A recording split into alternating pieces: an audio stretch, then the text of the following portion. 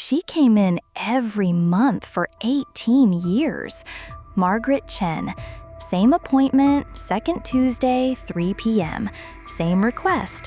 Just a trim, Angel. Keep it professional. But today she walked in like she was carrying broken glass in her chest. "I need something different," she said, voice shaking. "Something younger, like I was 18 years ago." Then she placed an envelope on my counter. Medical letterhead, DNA test results peeking out. "My daughter," she couldn't finish the sentence at first. "My daughter isn't mine." 18 years I'd been doing Margaret's hair. 18 years of stories about Lily. First words, first day of school, first heartbreak, and now this. Margaret sat in my chair like she was sinking.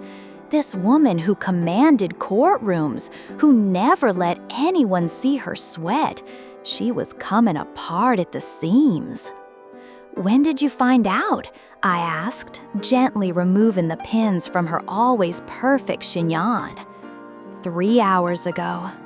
Her laugh was like breaking glass. 18 years, Angel. 18 years of being mom.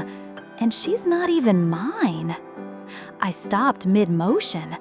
"But Margaret, you gave birth to her. I remember when you were pregnant. You came here right up until..."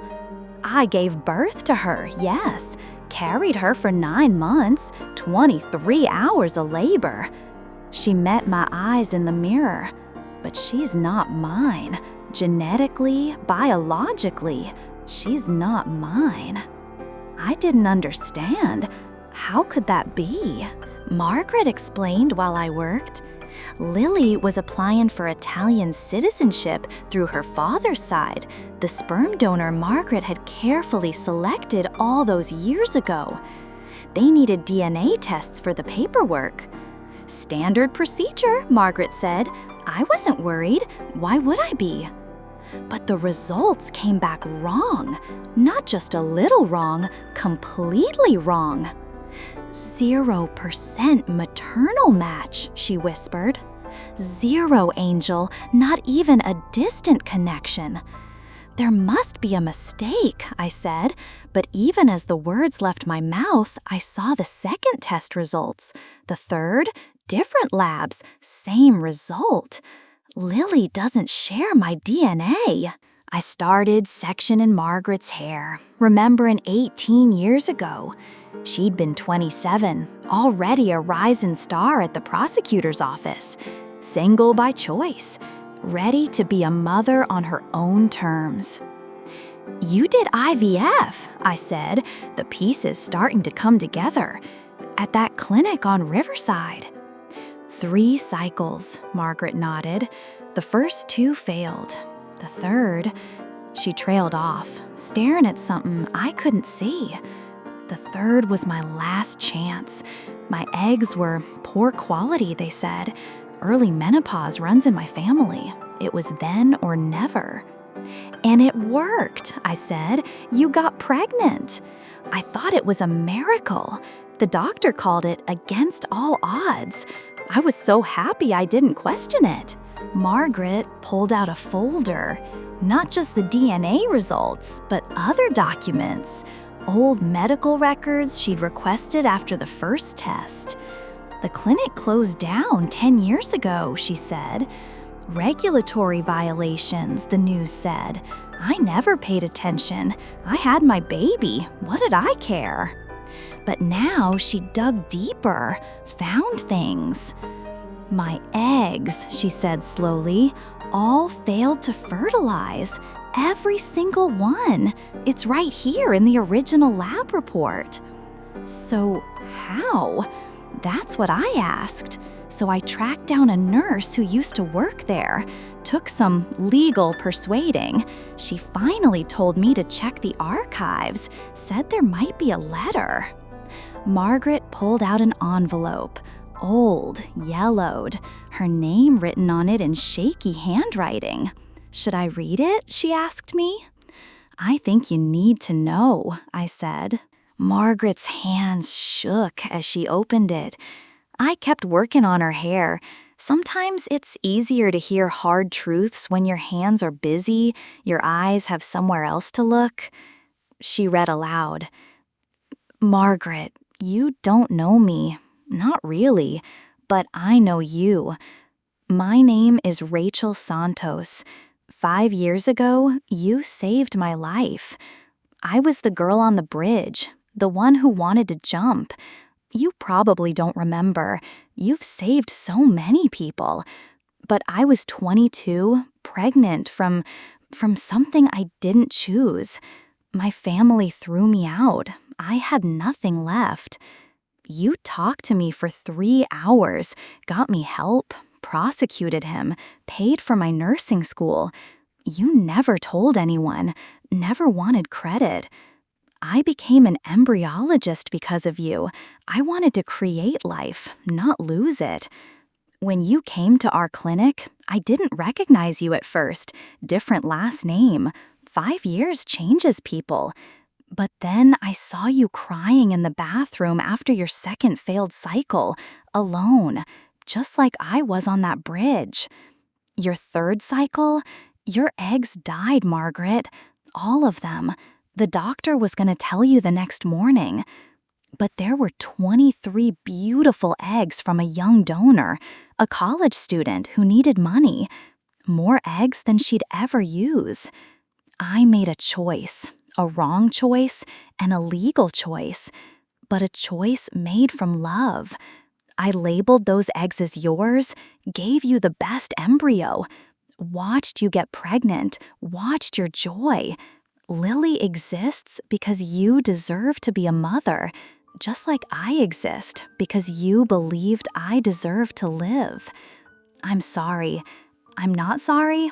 I'm both. If this is ever discovered, I'll take full responsibility. I've left the country anyway. But know this, Lily was conceived in love, carried in love, born into love. Isn't that what makes a mother? Rachel Santos. P.S. The donor was a pre-med student. Brown hair, green eyes, brilliant, kind, like you. Margaret crumpled. Really crumpled. This woman who'd never cried in my chair, not through her father's death or her divorce or anything, she sobbed. She stole my choice, she whispered, but she gave me Lily. How do you feel? I asked, still working through her hair. Everything. Nothing. Angry, grateful, violated, blessed. She laughed through tears. Is it possible to want to prosecute someone and thank them at the same time? I'd seen a lot in this chair, but this was new territory. The donor, Margaret continued, some young woman out there has a biological daughter she doesn't know about. Lily has a mother who never held her. No, I said firmly, Lily has you. 18 years of you. As I cut Margaret's hair, really cut it, transforming her from conservative lawyer to something fresh and bold, she talked through her options. Do I tell Lily?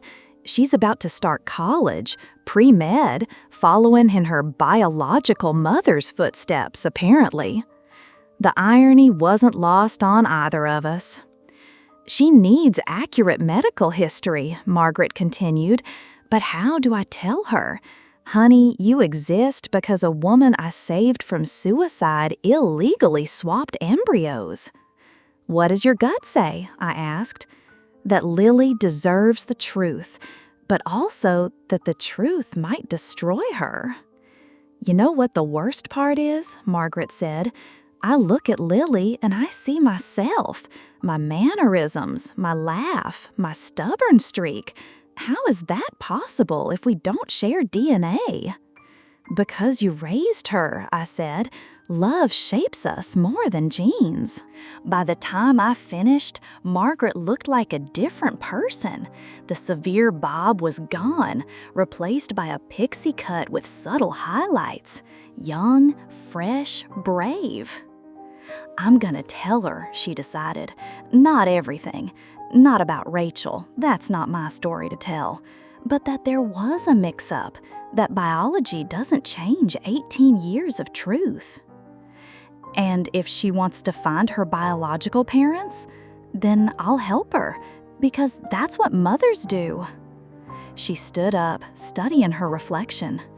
You know what's strange, Angel? I spent my whole career believing in facts, DNA, evidence, proof. But sitting here, I realize Rachel Santos was wrong about one thing. What's that? She didn't steal my choice. She gave me one. I could let this destroy us, or I could choose to see it as just another chapter in our story. I choose the story. I was washing my brushes when the bell chimed. A young woman walked in, early 20s, medical scrubs, tired eyes. "Excuse me," she said. "I'm looking for someone. Margaret Chan? I was told she comes here." I studied her face. Brown hair, green eyes, something familiar in the way she tilted her head. "Can I ask why?" I said carefully. She hesitated. "It's complicated.